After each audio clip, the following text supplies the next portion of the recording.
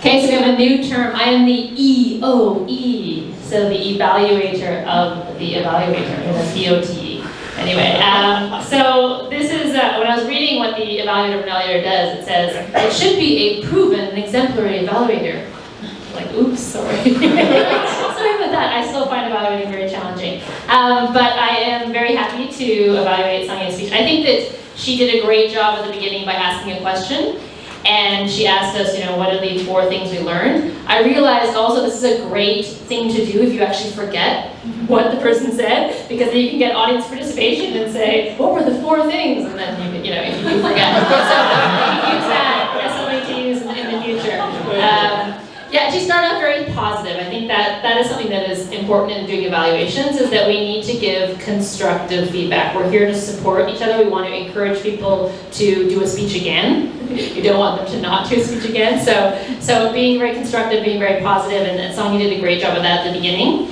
And also she was very honest. She said, I kind of thought, what's in this for me, right? We've learned about that. Everyone listens to a speech and thinks, what am I going to learn here? And then she commented how she did learn and the things that she did learn from the speech. So that was great.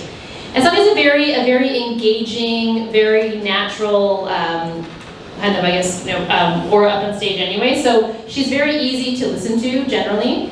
She's very engaging, and that is really nice, as well as having a very clear voice. So I think everyone in the room could hear her. The points that she gave were very good. So I don't really have much kind of additional feedback on that. I think that the points that she gave to William were really useful, and I think covered a lot of the points.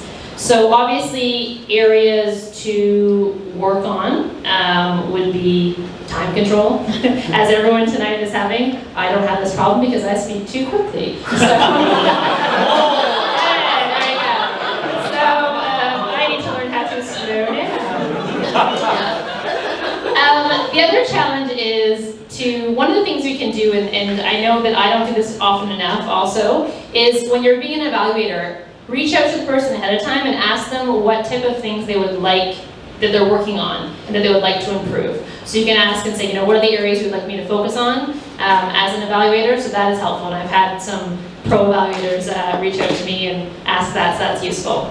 The other thing is be creative. So we have some amazing evaluators. I mean, Lester is an example of how creative every evaluation is when he comes up and acts out for parts, and it's very interesting. So that's a challenge, I think, for you, but for a lot of us, is something you can do in the future. But overall, I think that was a very good evaluation. If you haven't done evaluations before, they are really, really challenging.